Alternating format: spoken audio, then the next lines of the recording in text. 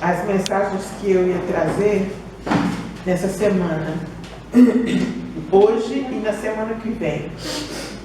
Mas aí ontem eu me deparei com um texto e li as duas cartas de Paulo aos Tessalonicenses. E já à tarde da noite eu terminei de ler e vou trazer essa mensagem. O apóstolo Paulo foi um missionário itinerante, como todos sabem. É muito importante que a gente traga a Bíblia como ela é. Porque, como foi visto aqui nesse filme, a vida cristã não é uma festa. Os encontros nas igrejas não podem continuar a ser apenas uma festa, porque a Bíblia, ela tem muitos ensinamentos e ensinamentos profundos. Quando nós nos reunimos e quando nós nos juntamos, é para nós aprendermos sobre Jesus e sobre a Bíblia, não para nós fazermos festa. Paulo viajou pregando o Evangelho de Jesus e plantando igrejas e treinando lideranças. Dos 27 livros do Novo Testamento, 18 são cartas que Paulo escreveu às igrejas da época. Algumas dessas cartas foram escritas às igrejas que ele mesmo estabeleceu. Hoje nós vamos falar sobre duas dessas cartas que foram escritas à igreja dos Tessalonicenses. As palavras de Paulo àqueles irmãos parecem revelar que aquela igreja tinha um lugar especial no coração de Paulo. Tudo indica que os tessalonicenses eram como aqueles alunos aplicados que os professores admiram e elogiam. Ele diz assim em 1 Tessalonicenses 2,19: pois quem é a nossa esperança, a nossa alegria e a coroa em que nos gloriamos perante o Senhor Jesus na sua vida? Não são vocês? De fato, vocês são a nossa glória e a nossa alegria. E em 1 Tessalonicenses 1,2 ele diz: vocês todos são para nós um motivo de constante gratidão a Deus, e sempre vos nomeamos em nossas orações.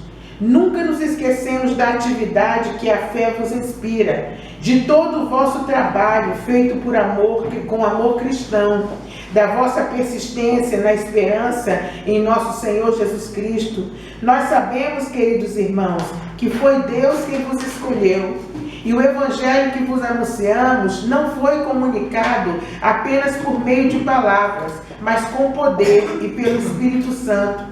E produz com certeza no vosso espírito, produz uma grande certeza no vosso espírito.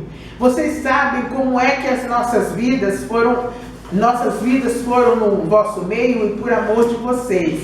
Consequentemente, tornaram-se nossos imitadores, seguindo o modelo da vida que Jesus nos comunicou.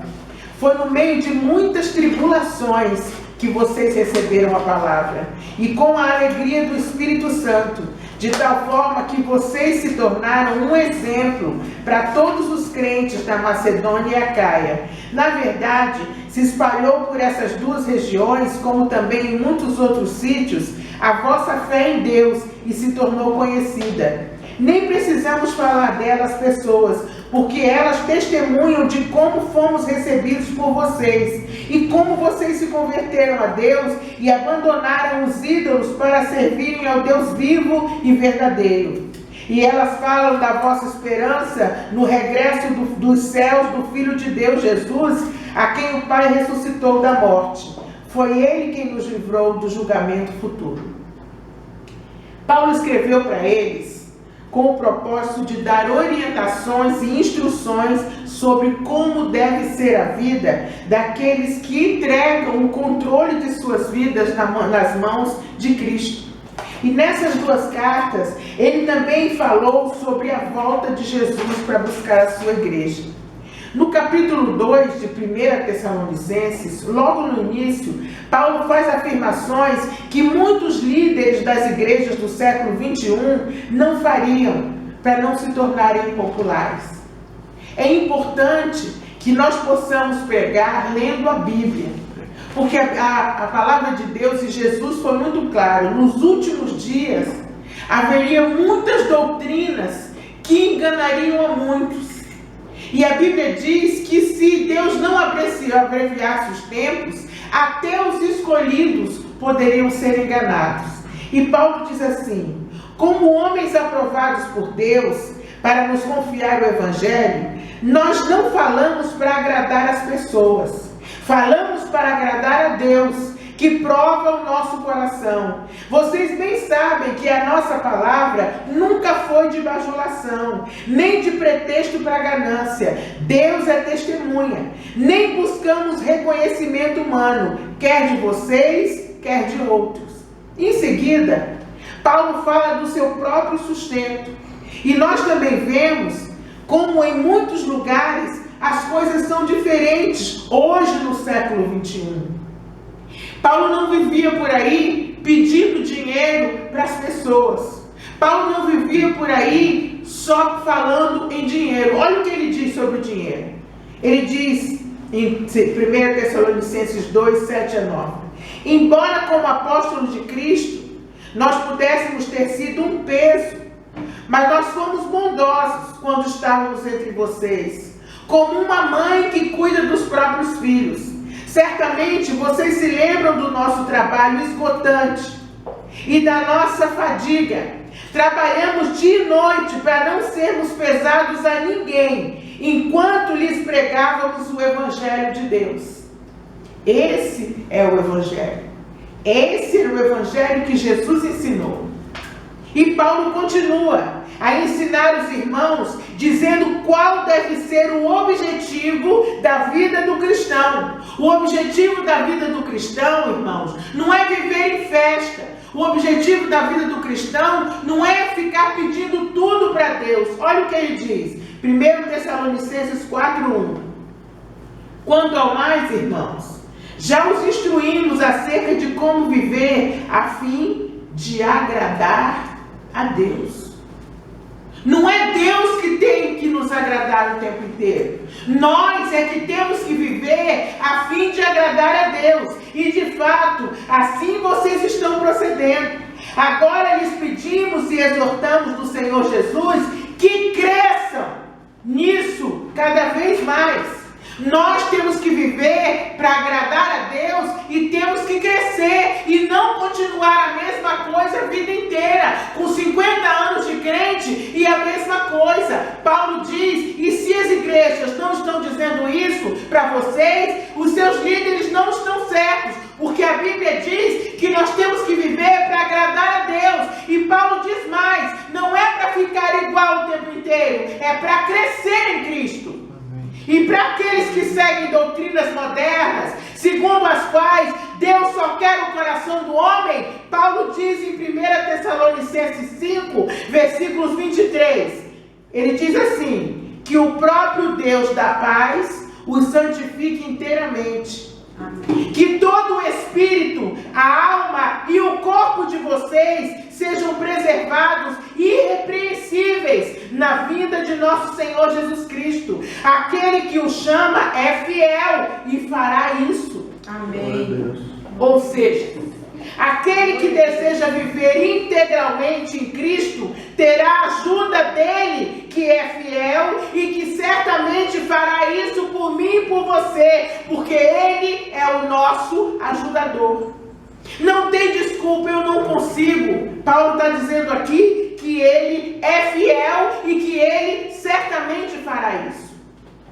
No capítulo 4, versículo 3, Paulo diz qual é a vontade de Deus para mim e para você. Ele é muito claro e ele diz assim: a vontade de Deus é que vocês sejam santificados. Abstenham-se da imoralidade sexual. Cada um saiba controlar o seu próprio corpo de maneira santa e honrosa, não dominado pela paixão de desejos desenfreados, como os pagãos que desconhecem a Deus, porque Deus não nos chamou para a impureza, e sim para a santidade.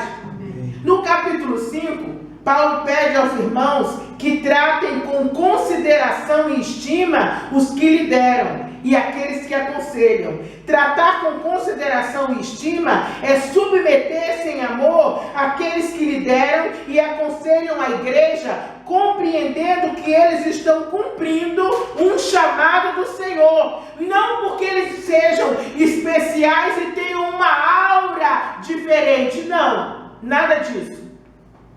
Isso deve ser feito considerando que essas pessoas são usadas por Deus para aperfeiçoar as nossas vidas.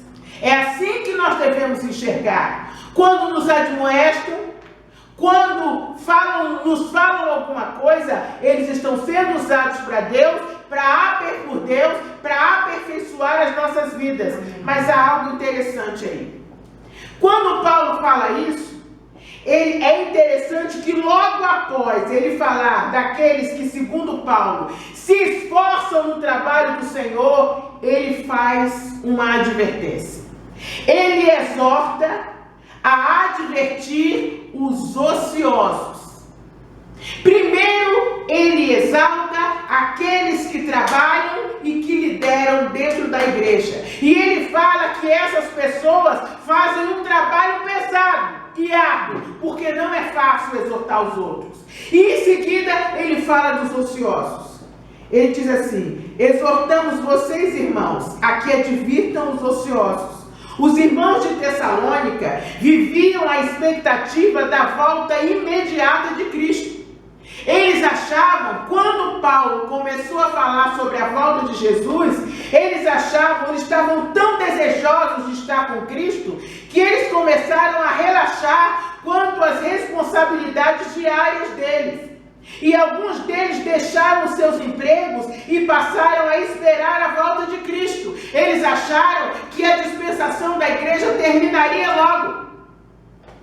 Essas pessoas então passaram a depender da ajuda dos outros que continuaram a trabalhar. Eles achavam que Jesus voltaria dentro de poucos dias. Hoje, esse tipo de motivação não é comum para a ociosidade, mas existem outros motivos e outras situações que também precisam de advertência. Os pais precisam ensinar os filhos pequenos desde muito cedo que eles têm obrigações que precisam ser cumpridas. Brinquedos não voltam sozinhos para o lugar de onde foram tirados, camas não se arrumam sozinhas, a casa tem rotinas e esse ensino precisa acontecer desde cedo, porque depois é grande o sofrimento para consertar a ociosidade do adolescente que acostumou-se a não fazer nada em casa.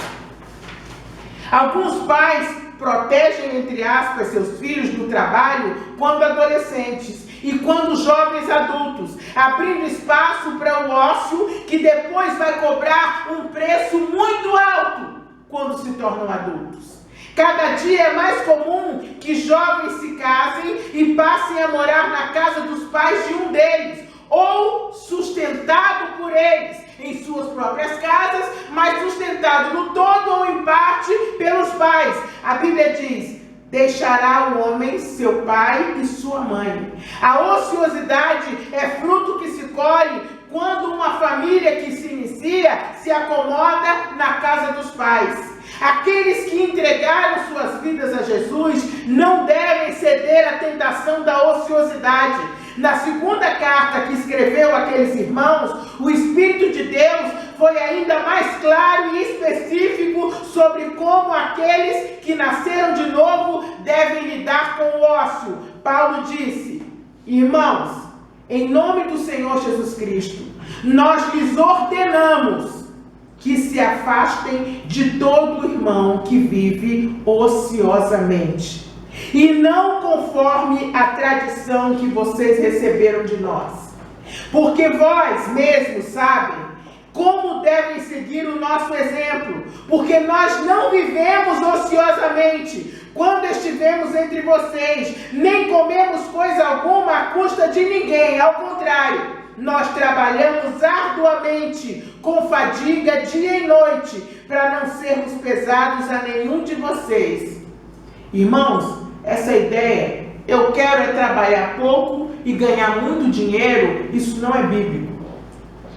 Versículo 9. Não porque não tivéssemos tal direito, mas para que nos tornássemos um modelo para ser imitado por vocês. Quando ainda estávamos com vocês, nós lhes ordenamos isto: se alguém não quiser trabalhar, também não coma. Ou seja, se você não quer trabalhar, então se você não comer, o que vai acontecer com você? Você vai morrer.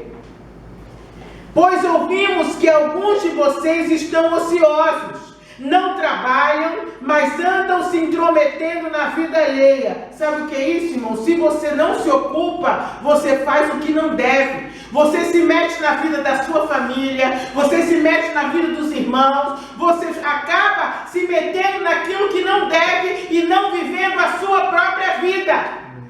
12.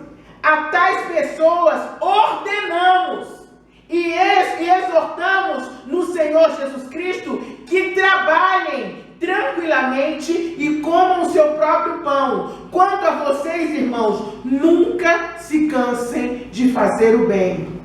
A advertência aos ociosos é para que procurem coragem da parte do Senhor para assumir suas próprias responsabilidades. Não é com os outros, é para consigo mesmo. E se tiver família, para com suas próprias famílias e para com a sociedade. A advertência do Espírito é para que aqueles que são tentados a continuarem no ócio aprendam a viver a vida conforme as suas posses, a trabalhar, a comer o seu próprio pão. Isso faz de nós pessoas dignas, seguras e livres, libertas. A segunda orientação do Espírito nesse versículo 14 é para os desanimados. Quem de nós nunca ficou desanimado? Ele diz que os desanimados têm que ser confortados. Se você prestar atenção, você vai perceber que aqueles que desejam ajudar quem está desanimado, normalmente fazem de tudo para animá-lo. Nós não suportamos ver alguém tristonho, sem ânimo, perto da gente. Aí o que nós fazemos? Nós fazemos de tudo para a pessoa se levantar. Nós contamos piada, nós chamamos para sair, mas o importante é desfazer aquela cara de desânimo. Mas o apóstolo Paulo, ele diz que os desanimados têm que ser confortados. Há uma diferença entre animar e confortar. Animar é tentar fazer o outro esquecer os motivos do seu desânimo. Confortar é ficar com a pessoa em meio ao desânimo e tornar aquele tempo menos difícil. Isso a gente dificilmente quer fazer. Para confortar os desanimados, é preciso ficar junto deles. Confortar os desanimados é ficar ao lado da cama. Quando uma pessoa está num hospital, e aí é que você descobre quem é amigo e quem não é. Quando uma pessoa está em cima de uma cama, aí você descobre, porque é muito difícil você ir visitar regularmente e passar horas da sua vida ao lado dessa pessoa.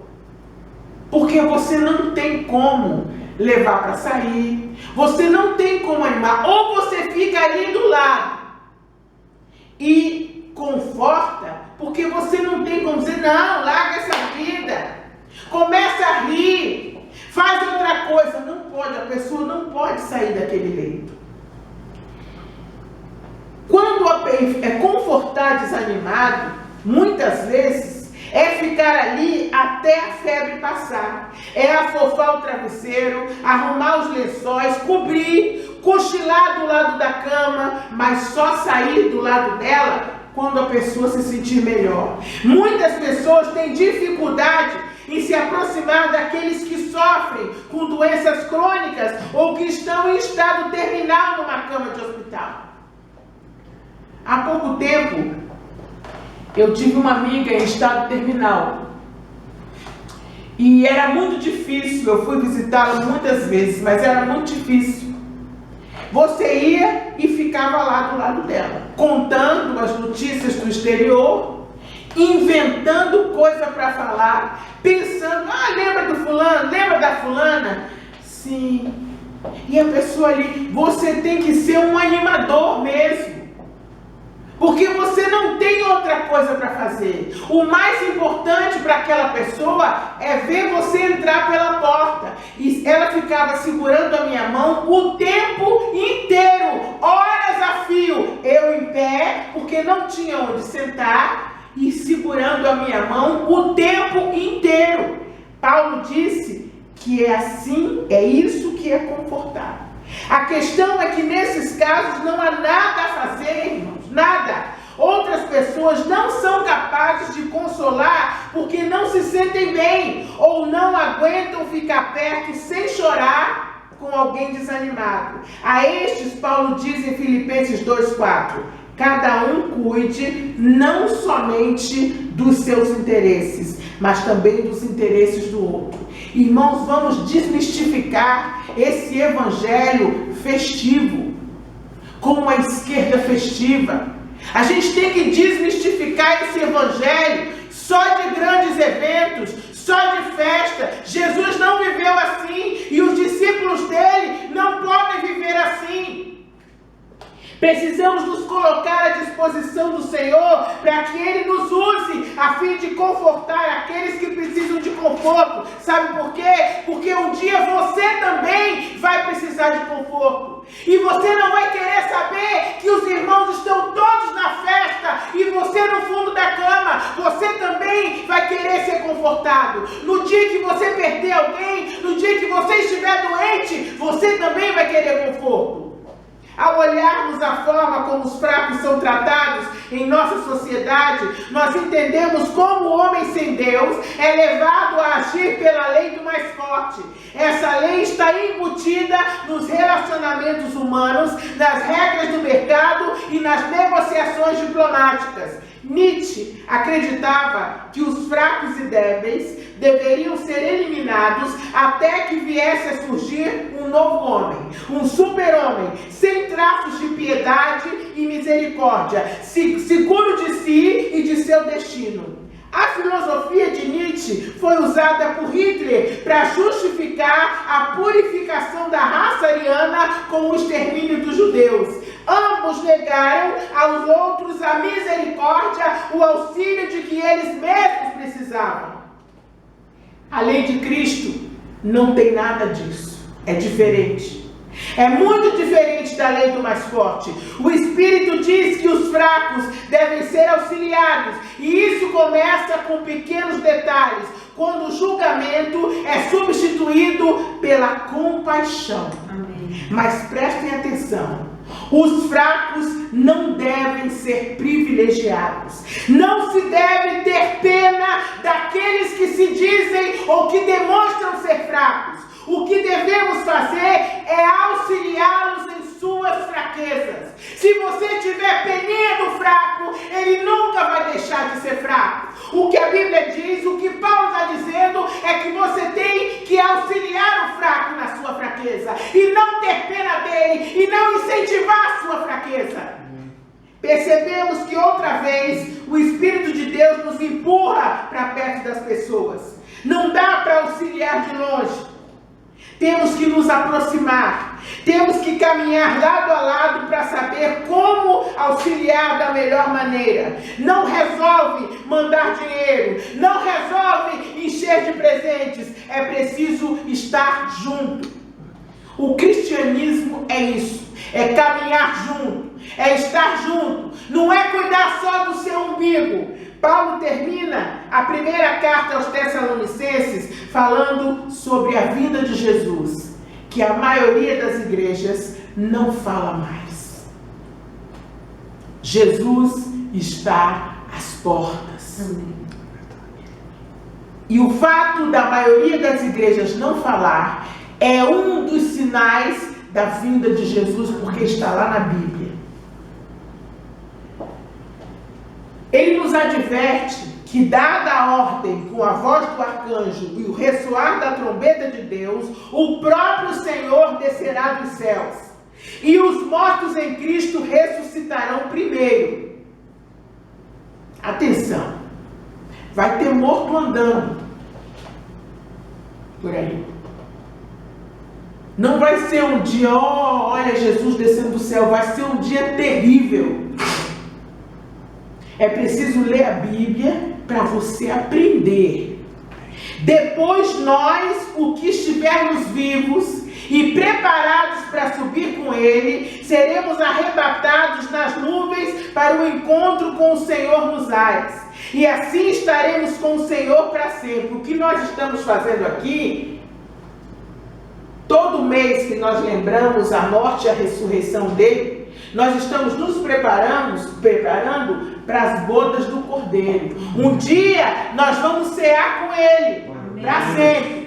É isso aqui que nós estamos fazendo. No capítulo 5 ele continua a falar sobre a vinda do Senhor e diz que o dia do Senhor virá como um ladrão à noite, de repente, e que portanto nós não podemos dormir como os demais, para nós não sermos surpreendidos, mas que nós estejamos atentos, porque os que dormem, dormem à noite. Nós, porém, que somos do dia, sejamos sóbrios, vestindo a couraça da fé e do amor, e o capacete da esperança da salvação. O capacete é onde? Na cabeça. Amém. Que a nossa mente esteja voltada para a esperança na salvação em Cristo. Amém. Não, ele diz mais, não apaguem o Espírito.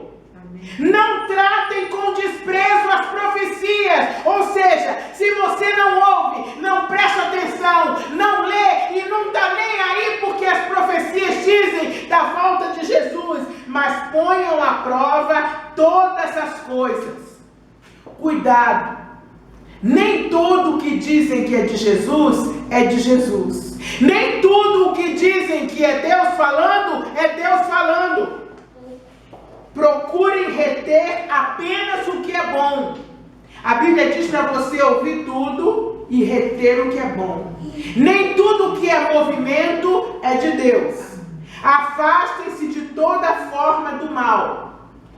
E no capítulo 5, 21, Paulo diz... Paulo também sabia que aquela época e no final dos tempos apareceriam falsas doutrinas e falsos profetas e a igreja estaria cheia de falsos ensinamentos, ou seja, ensinamentos que não estão na Bíblia. Que o Senhor nos prepare para a sua vinda. Amém. Irmãos, a melhor forma de você se preparar para não ser enganado é lendo a Bíblia, amém, estudando a Bíblia. Nós temos escola dominical. Todas as vezes que eu vou pregar, eu procuro ler a Bíblia.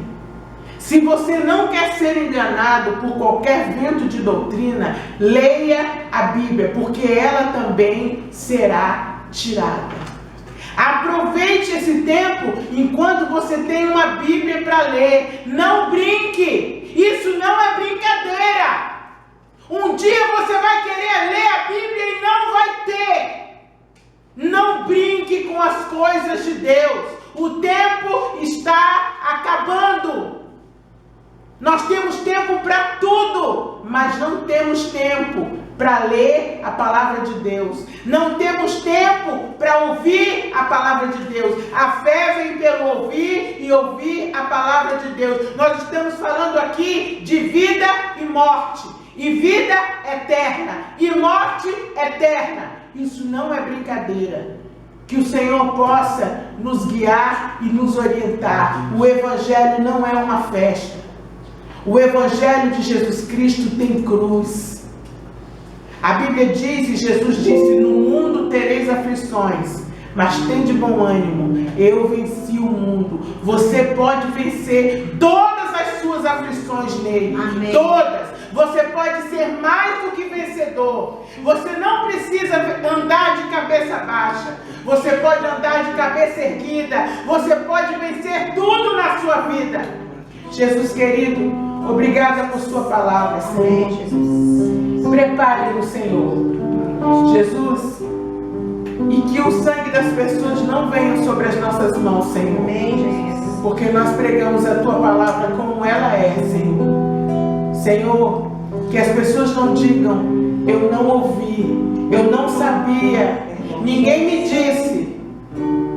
Senhor, obrigada, Senhor, por mais um dia, mais uma oportunidade de dizer a verdade, Pai. Te louvamos em nome de Jesus.